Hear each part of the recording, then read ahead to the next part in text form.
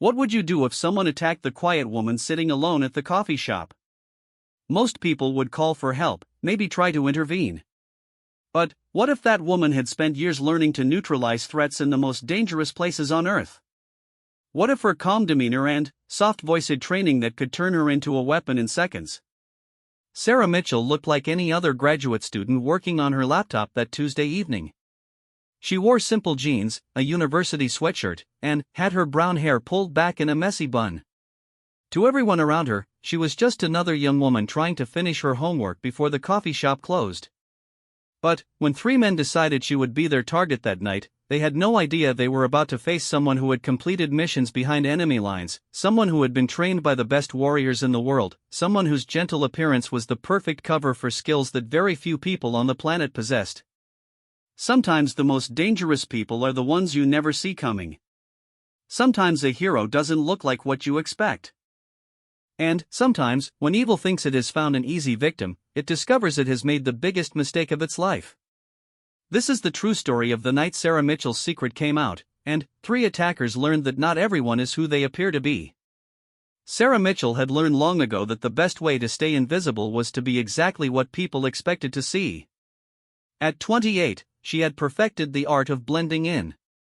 Tonight, like most nights when she wasn't deployed, she sat in the corner of Java Junction, a small coffee shop near the university campus where she was working on her master's degree in international relations. Her laptop screen glowed with what appeared to be research on diplomatic negotiations, but her eyes regularly swept the room with the practiced awareness of someone trained to notice everything. The coffee shop buzzed with typical Tuesday evening energy. Students hunched over textbooks, a few couples shared quiet conversations, and the barista behind the counter hummed along to indie music playing through overhead speakers. Sarah appeared completely absorbed in her work, occasionally sipping from a large mug of black coffee that had gone cold an hour ago. Her fingers moved across the keyboard with steady rhythm, but her mind was split between the academic paper she was genuinely writing and the constant tactical assessment that had become second nature after 6 years as a Navy SEAL. Most people would find it strange that someone who had completed 3 combat deployments in Afghanistan and 2 classified missions in Syria was now sitting in a suburban coffee shop writing about conflict resolution theory.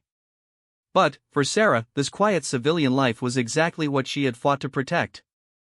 Every mission, every dangerous operation, every time she had put her life on the line had been for moments exactly like this one, where ordinary people could live ordinary lives without fear. The irony wasn't lost on her that her academic focus was on peaceful solutions to international conflicts. After years of being part of the military solution, she was genuinely interested in exploring alternatives. Her professors had no idea that their soft-spoken student who always sat in the back row had more real-world experience with international conflict than most career diplomats. She had seen war up close, had witnessed both the necessity of force and the devastating consequences when diplomacy failed. Sarah's transition from active duty to reserve status had been her own choice. After losing 2 teammates in her last deployment, she had decided she needed time to process what she had experienced and figure out who she was beyond the uniform. The Navy had been supportive, understanding that even their most elite warriors needed breaks. Her commanding officers knew she would return when she was ready, but, for now, they respected her need to step back and heal. The graduate program provided the perfect cover story. Friends and family who knew her as the quiet girl who had joined the Navy after high school assumed she had worked in communications or logistics. They had no idea she had been part of an elite special operations unit. The few people who knew the truth understood the importance of keeping her secret, both for her safety and for national security reasons. As Sarah typed, she noticed 3 men who had entered about 20 minutes earlier. They had ordered coffee but hadn't touched it, instead spending their time scanning the room and talking in low voices. Her training had taught her to catalog details without appearing to look, and what she observed made her internal alert system activate. All 3 were in their 20s or early 30s, physically fit, and wearing clothes that could allow for quick movement. More concerning was their behavior pattern, the way they kept checking the exits and observing other customers with predatory attention. She continued typing while mentally mapping the layout around her. The coffee shop had 2 exits, the main entrance behind the men, and an emergency exit near the restrooms that led to an alley. Her position in the corner booth gave her a wall to her back and clear sightlines to both exits. On her table, alongside her laptop and coffee mug, was her leather messenger bag. To anyone watching, it looked like a typical student bag filled with books and papers. They wouldn't know it also contained items that weren't standard school supplies.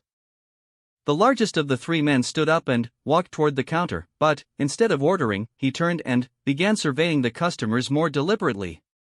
Sarah recognized the behavior immediately. He was selecting targets. Her military training kicked in automatically, flooding her system with focused alertness while maintaining her outward appearance of casual concentration on her laptop screen.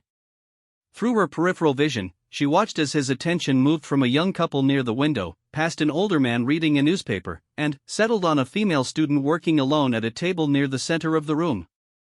The girl looked to be about 19 or 20, completely absorbed in her textbook with earbuds in, oblivious to being watched. Sarah felt her jaw tighten slightly. The girl was vulnerable, isolated, and had no idea she was being evaluated as prey.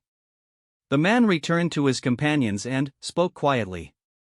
Sarah couldn't hear the words, but she recognized the body language. They were making a plan. The way they positioned themselves suggested they were preparing to act, and their target selection process indicated this wasn't random. These men had experience working together, which made them more dangerous than random opportunists. Sarah's mind began running tactical calculations automatically.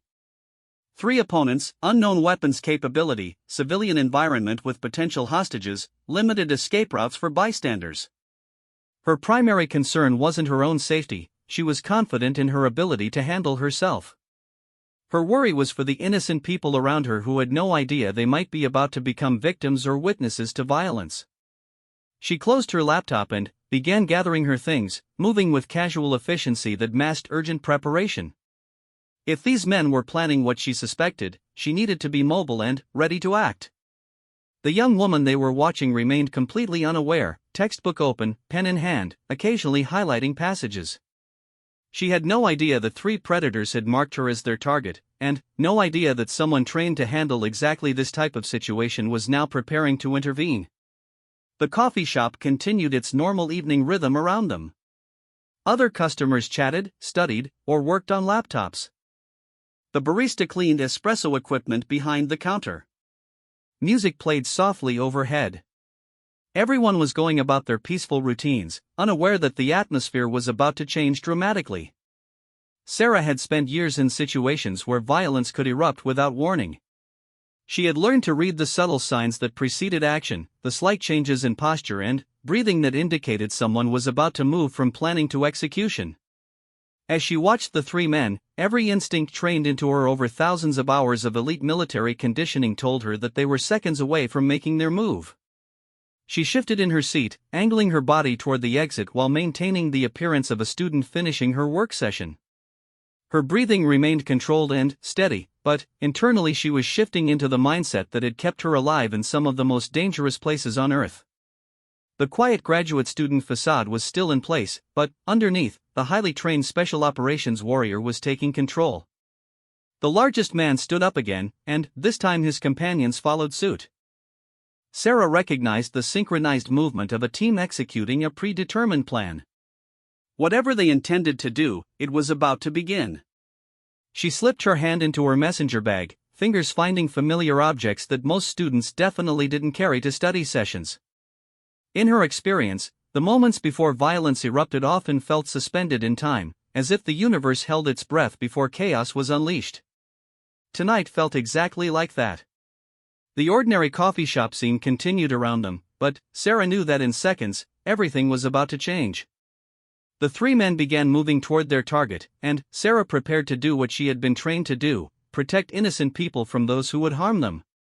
She had hoped for a quiet evening of academic work, but sometimes fate had other plans. Sometimes a warrior's duty called even when they were trying to live a normal life. As the 3 men closed in on the unsuspecting young woman, Sarah Mitchell prepared to remind them that evil doesn't always get to choose easy victims, and heroes don't always look like what you expect. The attack unfolded exactly as Sarah had predicted. The largest man approached the young woman's table from the front while his 2 companions moved to flank her from both sides. The girl, still wearing her earbuds and focused on her textbook, didn't notice until the man was directly beside her table. When she looked up, confusion crossed her face at seeing three strangers standing around her. Sarah watched as the lead attacker leaned down and spoke to the girl. Even across the coffee shop, Sarah could see the young woman's expression change from confusion to alarm, then to fear. The girl shook her head and tried to gather her belongings, but one of the flanking men grabbed her wrist. The textbook fell from her hands, pages fluttering as it hit the floor. Other customers in the coffee shop began to notice the commotion. A few people looked up from their laptops and books, uncertain whether they were witnessing an argument between acquaintances or something more sinister.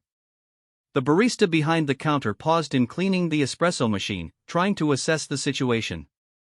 The normal evening atmosphere grew tense as people sensed something was wrong but couldn't quite identify what. Sarah rose from her corner booth with fluid motion that appeared casual but positioned her for immediate action. Her military training had taught her that in situations involving multiple attackers and potential hostages, speed and surprise were her greatest advantages. She needed to neutralize the threat before the men realized they were facing opposition, and before innocent bystanders could be caught in the confrontation. The young woman tried to pull her arm free, but the man tightened his grip. His voice carried across the now quiet coffee shop as he demanded she come with them outside. The girl's voice shook as she insisted she didn't know them and asked them to leave her alone. Other customers began reaching for phones, some calling 911, others recording video. The lead attacker noticed the attention they were drawing and spoke sharply to his companions. Sarah recognized the urgency in his tone. He knew their window was closing and they needed to act quickly. What happened next unfolded in seconds but felt like slow motion to Sarah's combat-trained mind. The man holding the girl's wrist began dragging her toward the exit while she struggled and called for help. The second flanking man moved to block her path to the counter, cutting off her escape route. The leader pulled something from his jacket pocket. Sarah caught the glint of metal and realized he was armed. This was the moment Sarah had been preparing for since the three men first entered. She moved with the speed and precision that had been drilled into her through years of elite training. Her hand emerged from her messenger bag holding a tactical pen, a seemingly innocent writing instrument that in the right hands could disable an attacker in seconds. To observers, she appeared to be a concerned student approaching to help, but every step was calculated for maximum tactical advantage. Sarah called out in a voice that projected calm authority while she closed the distance between herself and the attackers. She told them to release the girl and leave immediately. The three men turned toward her, and she could see their assessment process as they evaluated this new threat. What they saw was a young woman in jeans and a university sweatshirt, perhaps another student trying to be a good Samaritan. What they couldn't see was 6 years of training in close-quarters combat, weapons proficiency that exceeded most police officers, and experience in situations far more dangerous than anything they had ever encountered. The leader made a critical mistake. Instead of recognizing the potential threat Sarah represented, he dismissed her as another potential victim.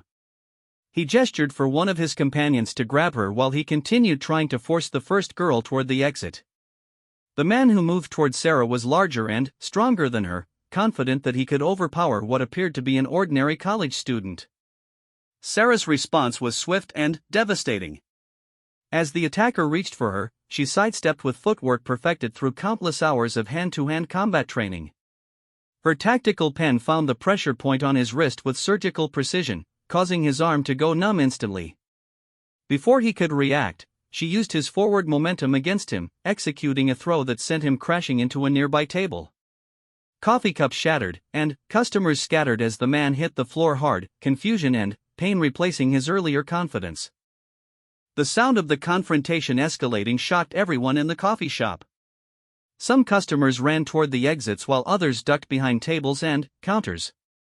The barista, a young man who had probably never witnessed violence outside of movies, stood frozen behind the register. The atmosphere transformed from casual evening calm to chaotic emergency in the span of heartbeats. The second attacker released his grip on the young woman and spun toward Sarah, finally, recognizing that she represented a serious threat. But his reaction came too late. Sarah was already moving, her training allowing her to process and respond to multiple threats simultaneously. She feinted left, drawing his attention, then struck with the heel of her palm to a specific point below his ribcage. The strike targeted a nerve cluster that would cause temporary paralysis in his dominant arm, a technique taught to special operations personnel for situations requiring non-lethal but immediate incapacitation. As the second attacker stumbled backward, clutching his numbed arm, the young woman they had been trying to abduct broke free and ran toward the counter where the barista helped her behind the safety of the service area. Other customers pulled out phones to call for emergency services, while some continued recording the unprecedented scene unfolding before them. The leader of the group, now facing Sarah alone, reassessed the situation with dawning realization that this wasn't going according to plan. He still held what appeared to be a knife, but his two companions were down, police sirens could be heard approaching in the distance, and the quiet student he had dismissed as irrelevant was standing between him and his escape route with a composure that suggested she was far more dangerous than she appeared. Sarah positioned herself tactically, maintaining distance that would allow her to react to any weapon-based attack while staying close enough to prevent his escape. Her stance appeared relaxed to observers, but every muscle was coiled for explosive action. She spoke in the same calm, authoritative voice, telling him to drop the weapon and surrender. Around them, the coffee shop had transformed into a crime scene, with overturned furniture, scattered personal belongings, and frightened civilians taking shelter behind whatever cover they could find. The leader's eyes darted between Sarah, the exits, and his injured companions. She could see him calculating his options, weighing the risks of continuing the fight against the certainty of arrest if he stayed. What he couldn't calculate was that the woman facing him had been trained to handle armed opponents, had experience in high-stress combat situations, and possessed skills that made his knife far less of an advantage than he imagined. Police sirens grew louder, indicating that law enforcement would arrive within minutes. The young woman who had been their target was safe behind the counter, calling out descriptions of the attackers to 911 operators. Other witnesses continued recording and photographing, creating evidence that would ensure justice. The leader found himself trapped in a situation that had spiraled completely out of his control, facing an opponent whose capabilities he had fatally underestimated. Sarah maintained her position, blocking his path to the main exit while staying alert for any desperate moves he might make. Her training had taught her that cornered attackers were often the most dangerous, likely to make irrational decisions that could endanger everyone present. She needed to keep him focused on her while ensuring the safety of the civilians around them, a complex tactical challenge that required split-second decision-making based on years of elite combat experience. The moment of truth was approaching. The leader would either surrender to the approaching police or make a final desperate attempt to escape or harm someone. Sarah prepared for either possibility, knowing that her next actions might determine whether this incident ended peacefully or escalated into something far more dangerous. The quiet evening of academic work had become a test of everything she had learned in 6 years of serving as one of America's most elite warriors. The leader's desperation became apparent as police sirens grew closer. He gripped his knife tighter and took a step toward Sarah, his eyes wild with the realization that his carefully planned attack had become a disaster. Around them, the coffee shop had fallen into an eerie quiet, with customers crouched behind overturned tables and chairs, afraid to move but unable to look away from the confrontation. Sarah read his body language with the expertise of someone who had faced life-or-death situations in combat zones. She could see the moment he decided to fight rather than flee. His weight shifted to the balls of his feet, his grip on the weapon changed, and his breathing pattern accelerated. These were the subtle tells that preceded violent action, signs that most people would never notice but had kept her alive during missions behind enemy lines. When he lunged forward with the knife, Sarah's response was instantaneous and precise. She moved laterally, avoiding the blade's path while simultaneously controlling his weapon arm. Her left hand intercepted his wrist, redirecting the knife away from her body, while her right hand delivered a sharp strike to his elbow joint. The anatomical knowledge drilled into her during medical training combined with combat techniques to create a response that was both effective and controlled. The knife clattered to the floor as his arm went limp. Sarah maintained her grip on his wrist while using a leverage technique to force him face down onto the ground. Within seconds, the man who had terrorized the coffee shop was pinned helplessly beneath someone half his size, his arm twisted at an angle that made resistance impossible without causing himself serious injury. police officers burst through the front entrance just as Sarah secured the leader. The first responders immediately assessed the scene with trained eyes, taking in the overturned furniture, 2 injured men on the floor, a third man pinned beneath a young woman in college clothes, and a shop full of shaken witnesses. The lead officer called for additional units and medical assistance while trying to piece together what had happened. Sarah identified herself to the officers in a calm, clear voice, explaining that she had witnessed an attempted abduction and intervened to protect the victim. She kept the attacker pinned until the officers could take him into custody, then stepped back with her hands visible, knowing that in chaotic situations, police needed to quickly identify threats from civilians. The young woman who had been the original target emerged from behind the counter, escorted by the barista who had helped shelter her during the confrontation. She was shaking but uninjured, and she immediately pointed to Sarah while speaking to the officers, explaining how the quiet student had saved her from being kidnapped. As paramedics arrived to treat the 2 injured attackers, police began separating witnesses for individual interviews. Sarah found herself in the unique position of being both a witness and a participant, someone who would need to explain her actions to law enforcement without revealing classified information about her military background.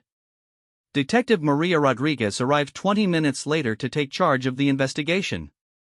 She was a 15-year veteran of the police force who had seen her share of unusual situations, but the scene at Java Junction presented some puzzling elements.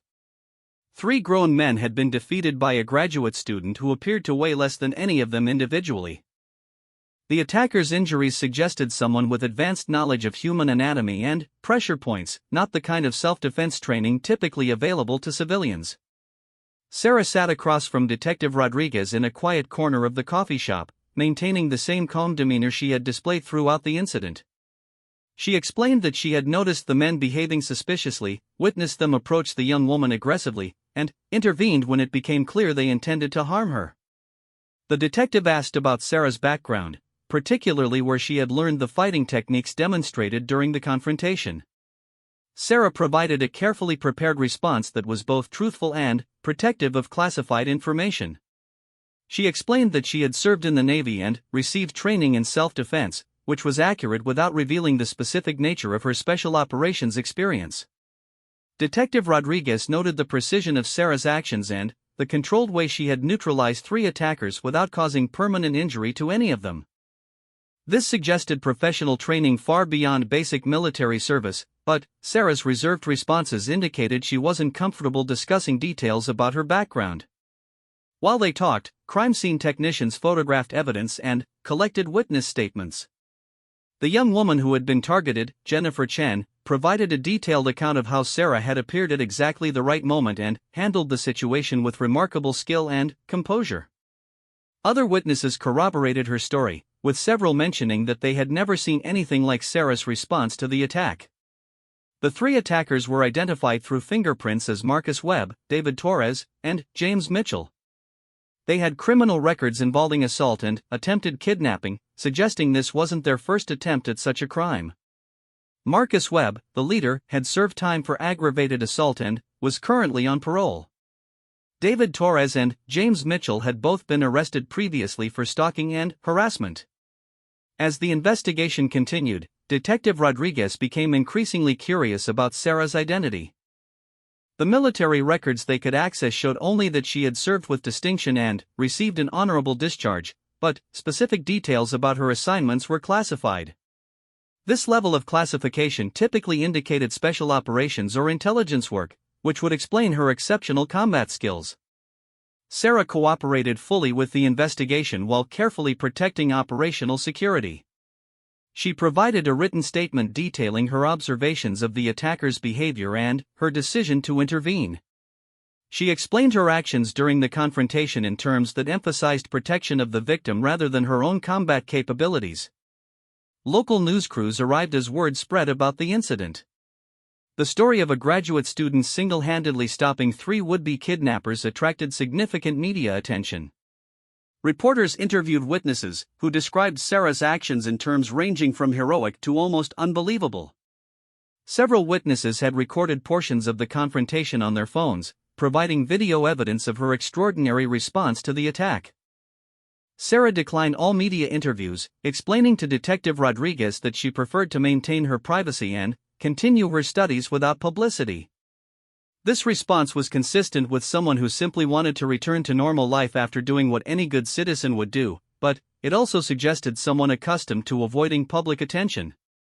As the evening investigation concluded, the three attackers were taken into custody and charged with attempted kidnapping, assault, and weapons violations. Jennifer Chen was treated by paramedics for minor injuries sustained when Marcus Webb grabbed her wrist, but she was otherwise unharmed. She repeatedly expressed gratitude to Sarah for intervening when no one else had the ability or courage to help. The coffee shop owner, Maria Santos, surveyed the damage to her establishment while speaking with insurance representatives.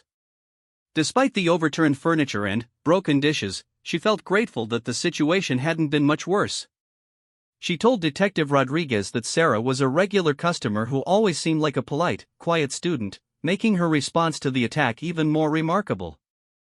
Sarah gathered her belongings, including her laptop and messenger bag, while crime scene technicians finished documenting evidence.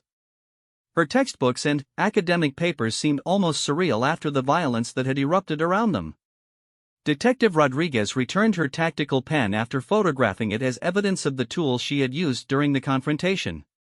Before leaving, Sarah spoke privately with Jennifer Chen, who was still shaken by the experience but deeply grateful for Sarah's intervention. Jennifer asked how she had known what to do and where she had learned to fight like that. Sarah gave a gentle but vague response about military training, emphasizing that the important thing was that Jennifer was safe. As Sarah walked to her car, Detective Rodriguez watched her with professional curiosity. Every instinct told her there was much more to this young woman than met the eye. The way she carried herself, the precision of her actions, and the level of classification surrounding her military service all suggested someone with an extraordinary background.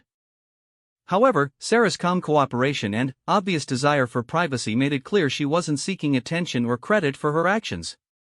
The incident would likely be resolved quickly in court, given the clear evidence and multiple witnesses. The three attackers would face serious charges, and their previous criminal records would likely result in significant prison sentences. Justice would be served, an innocent young woman had been protected from harm, and a dangerous predatory team had been taken off the streets.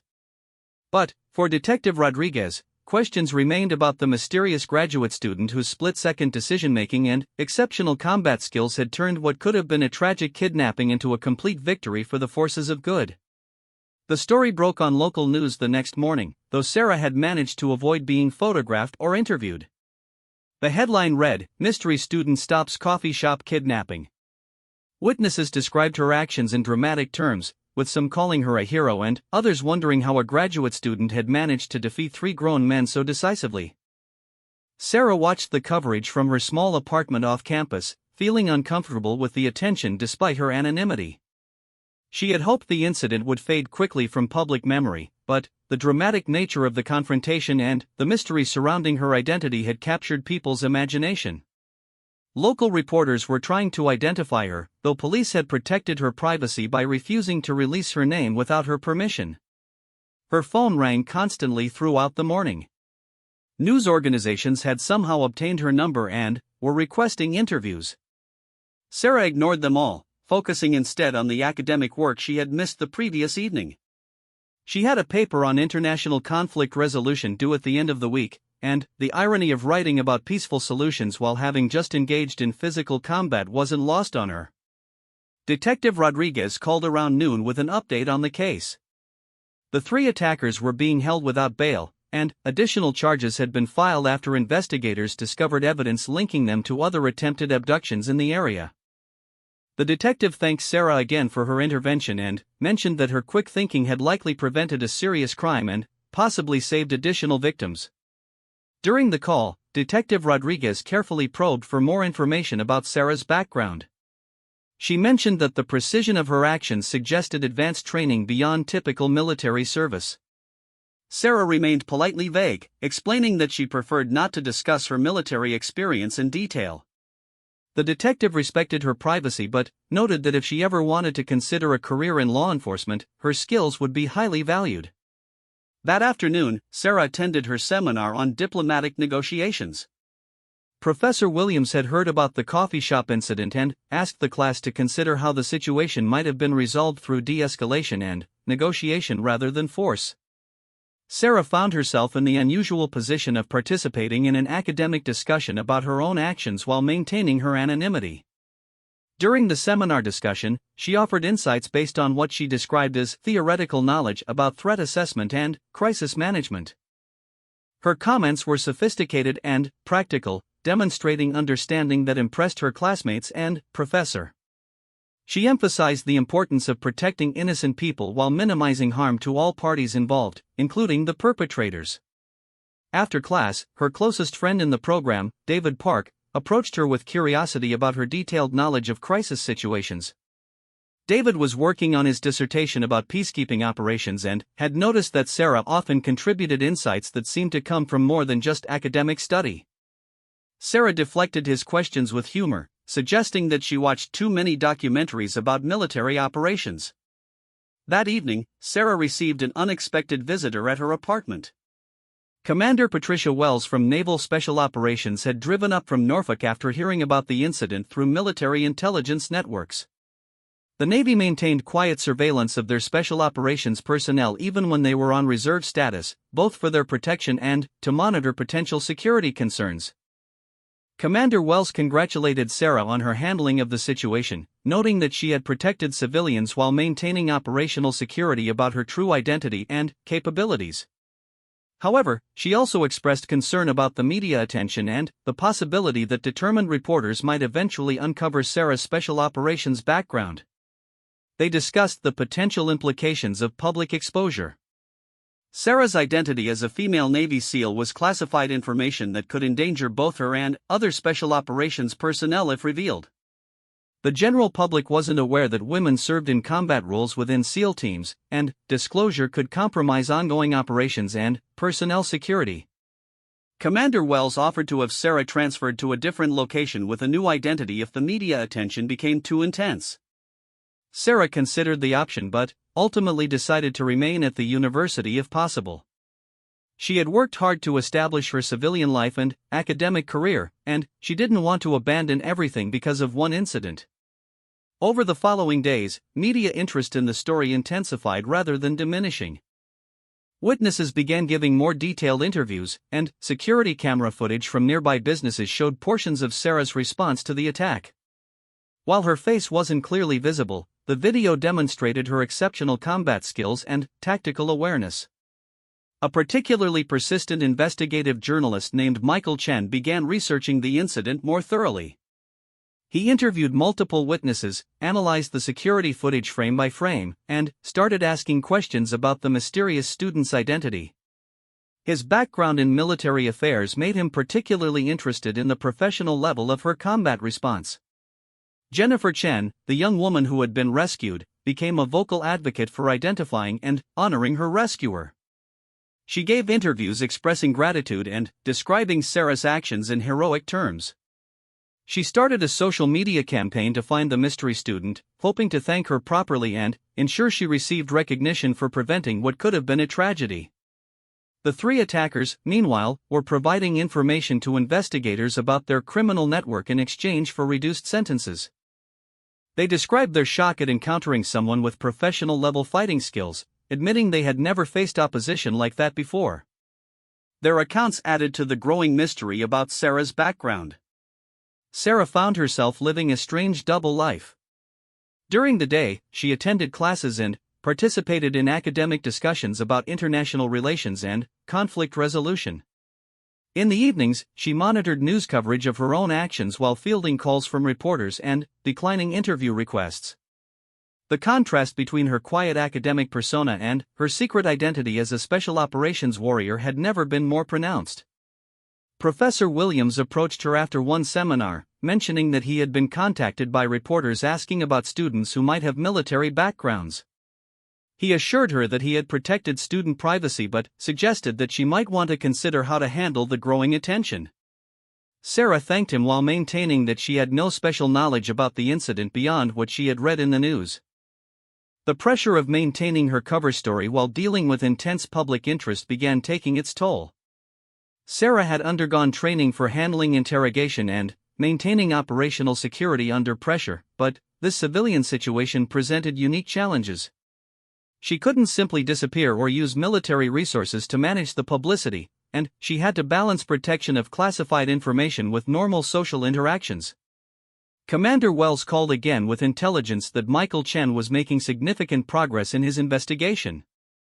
His military contacts were helping him piece together information about special operations personnel who might match the description of the mystery student.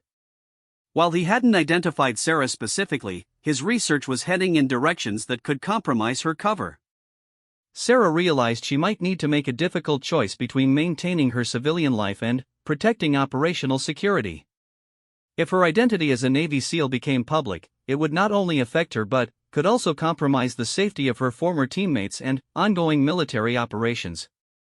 The stakes of the situation were much higher than anyone outside the military community could understand. As she sat in her apartment that night, surrounded by textbooks and academic papers, Sarah contemplated the irony of her situation. She had spent years in dangerous combat zones where the threats were clear and the rules of engagement were well defined. Now she found herself in what should have been the safety of civilian life, facing a different kind of battle where the weapons were cameras and microphones instead of guns and explosives. The quiet graduate student who just wanted to write papers about diplomatic solutions to international conflicts was being forced to confront the reality that sometimes, no matter how hard you try to leave your warrior past behind, circumstances arise that demand you become a protector once again.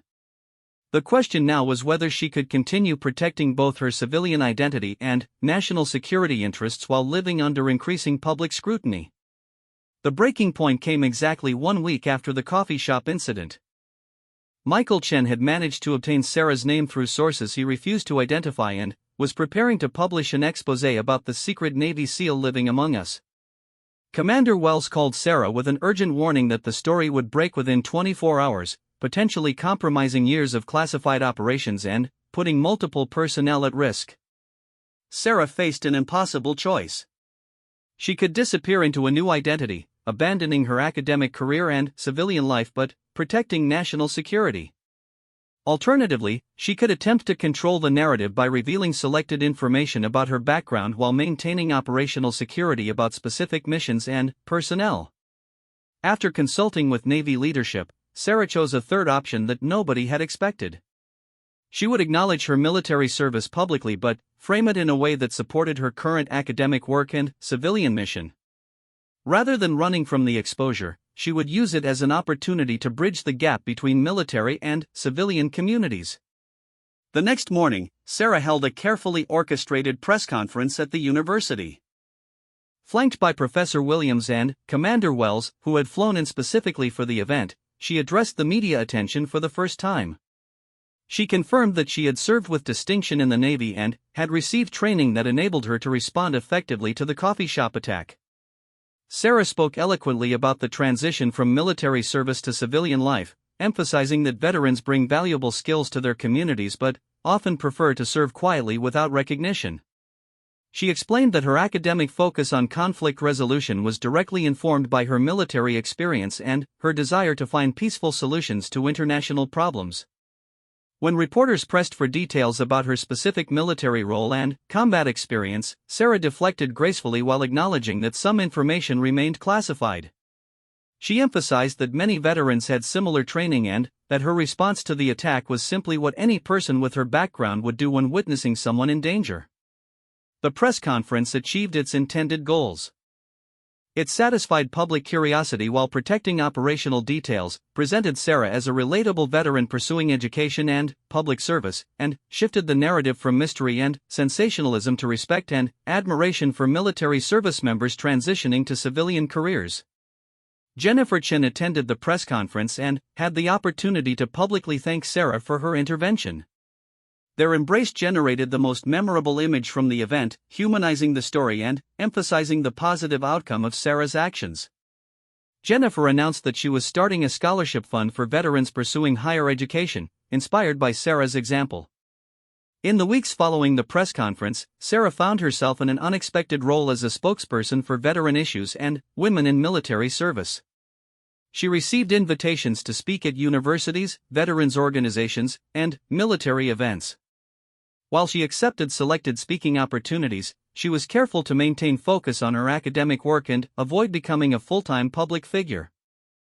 The three attackers were eventually sentenced to lengthy prison terms based on evidence from the coffee shop incident and their connection to other crimes.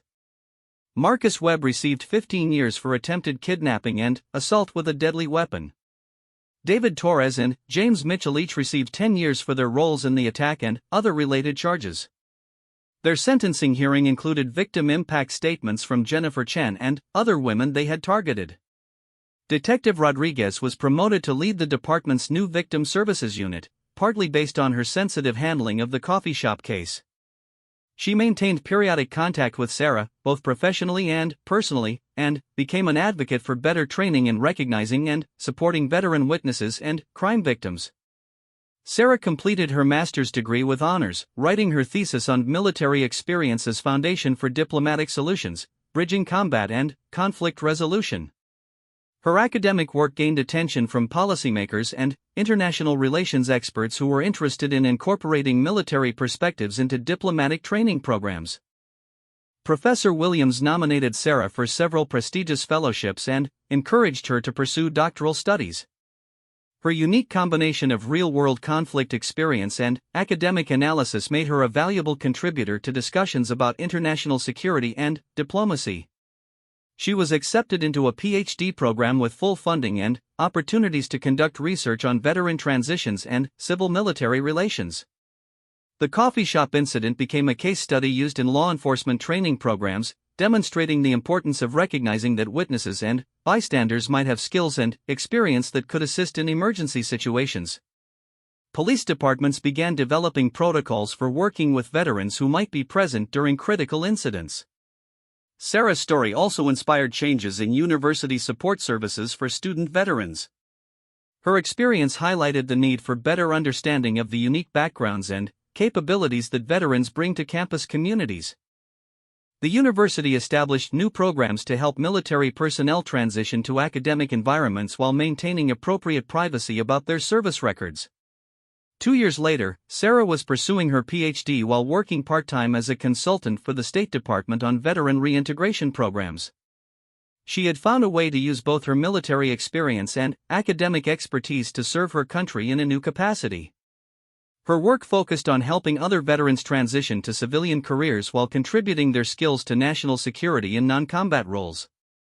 The Java Junction coffee shop became something of a local landmark, with the owner Maria Santos displaying a small plaque commemorating the evening when good triumphed over evil.